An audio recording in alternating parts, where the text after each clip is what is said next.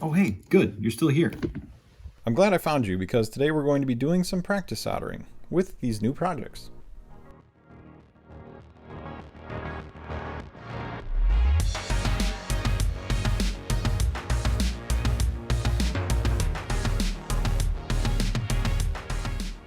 So you feel like you have the basics of soldering under your belt, but are looking for something to do with your new skills. Should you do repairs? Should you keep practicing your soldering? Should you fix your stuff? What about your friend's stuff? What if you break it? What if you break it? What if it's not fixable? How do I know what to do from there? Is there something else? Is there someone I can call? If I'm fixing my friend's stuff, I should know how to do it before telling them. What do other people online do? I should upgrade my tools. Do I have the right tools? Maybe I should just watch. How do I know if I have the right stream of electric sheep? What is I need to use? How many satellites? Maybe I should just go play. Was this a good idea? Why does the neighbor's dog only bark at pigeons? Stop.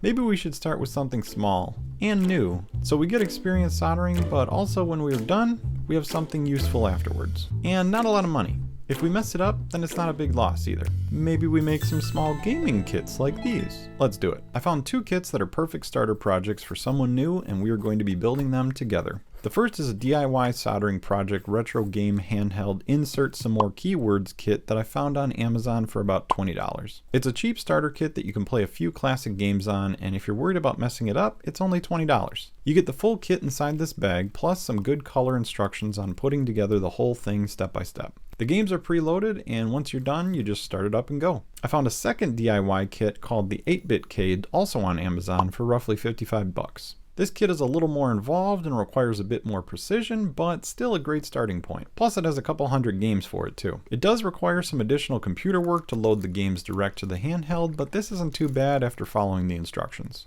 By the time you're done with these, you'll be looking for your next electronics project. But when you do, look no further than PCBWay, which is today's video sponsor. PCBWay.com is a printed circuit board manufacturer that provides a wide variety of options for prototyping and assembly. Their online store combined with their shared projects section offers thousands of potential projects to work on. I even found some soldering practice boards if you feel you need a little bit more experience before jumping into something larger. There are so many neat and surprisingly useful projects featured here that I'm sure anyone at any skill level will find something they will enjoy. PCBWay doesn't only make PCBs though.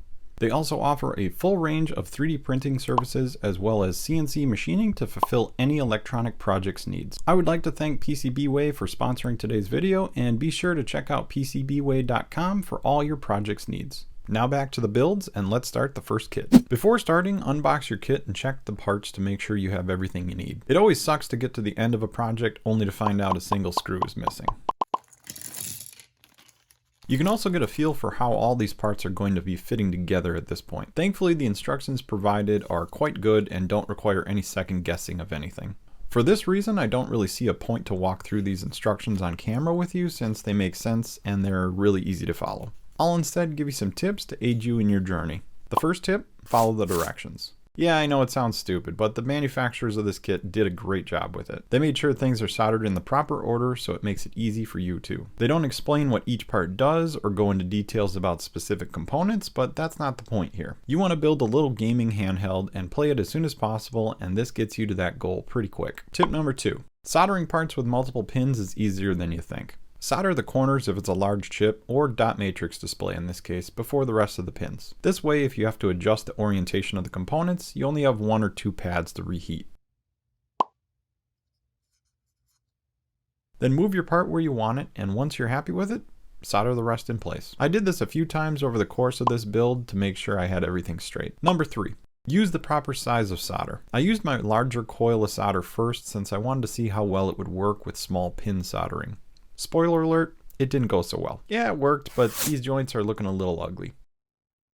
I bought a smaller coil of solder for another upcoming project that I used for the rest of the build instead. Once I switched, the joints were much more uniform, which leads us to tip number 4.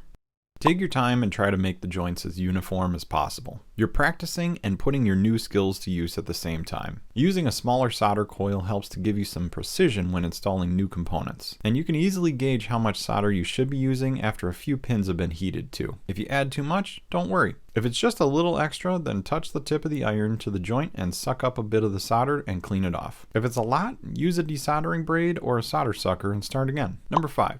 Don't be afraid to clean as you go. You should probably clean up the board at the end, but what does it hurt to do it a little bit sooner? Sometimes it's harder to clean after there are more parts attached too.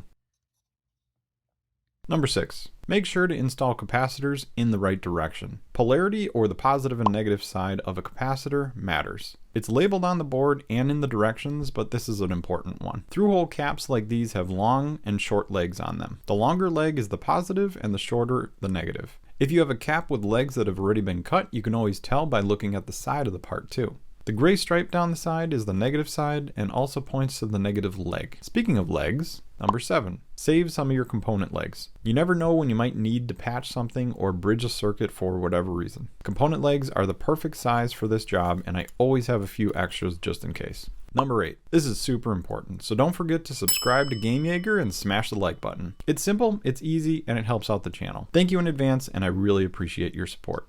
On to the next tip. Number 9. Use a hobby knife to remove the outer coating on the plexiglass housing. You can really use any tool that you have available to you, but the hobby knife seems to work best for me. Just make sure you don't push too hard and scratch up your new housing. Number 10. Trim the wires on the battery box after you have them pulled through the holes and roughly in their final positions. This is to make sure you don't have the wires too short or too long. Also, use a pair of tweezers to hold the wire ends in place while you add solder to the pads. I soldered the wires in from both ends just to make sure they were attached as best as possible too. This is your final bit of soldering on this kit, so congratulations on finishing. Now let's get the housing together and boot it up to test it out.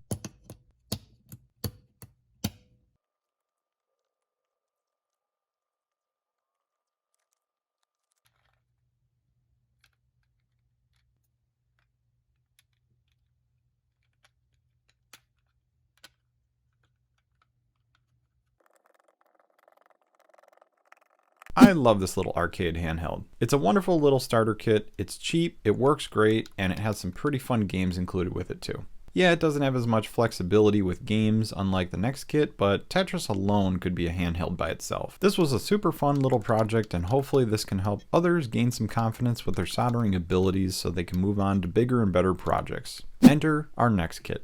This one is a bit more involved. If the first kit was a beginner project, I would call this an intermediate one, even though it's advertised for a beginner. It's not that it's harder to build, it's just a bit more complex. For a beginner to use this kit on their first project, I think it may be a little tough though. It may just be me, but I would start with something less complex like the first kit. You'll notice there's no nice color copy of instructions inside the kit bag. I thought that was kind of strange, but I figured I would just start and see if I ran into any problems before looking it up, which leads us to the first tip of this build. Did I mention you should follow the directions? I built about half of this unit before having a question about some parts, and I'm glad I did some digging to find the answer. There may not be a physical copy of any instructions available, but there is a video series explaining the build on the website. This was helpful, and I'm sure for a beginner it would be very helpful too. More on that later, but if you build this kit, you'll have to go to the 8BitCade website for final setup, otherwise the unit just won't work. Number 12. If you're starting from scratch without any instructions, typically you start from the smallest parts first, then work your way up to the larger component installs. That is why I started with the resistors first. Resistors are not polarized and can be installed in any direction you want. I added them all in the same direction because I like the way that looks. But if you want them all different,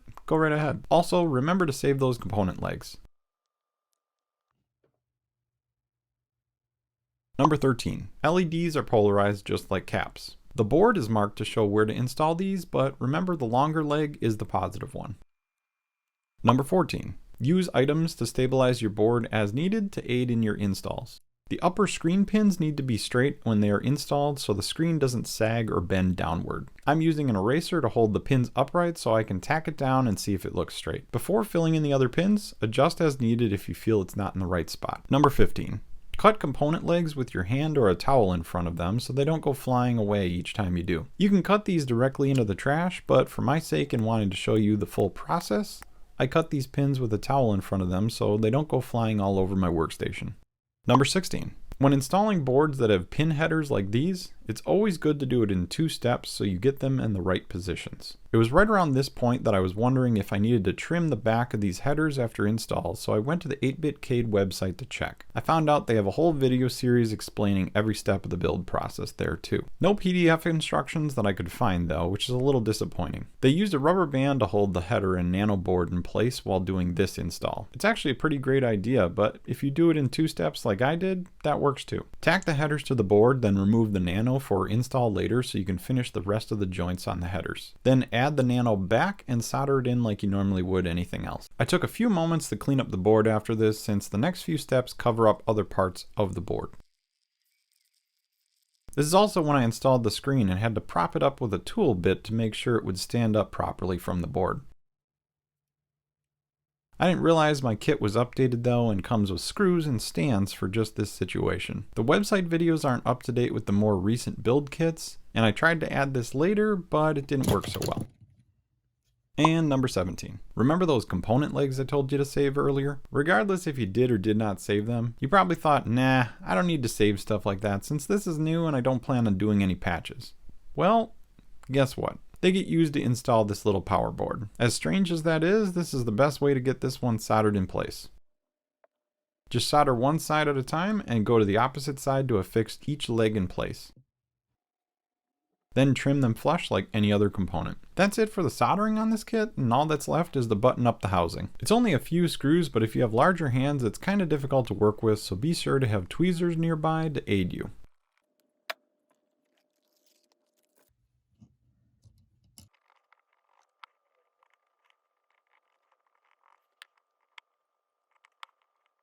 And be sure to check to see if you have extra screws and studs to attach the screen properly on the bottom. I tried after everything was assembled and it didn't go so well.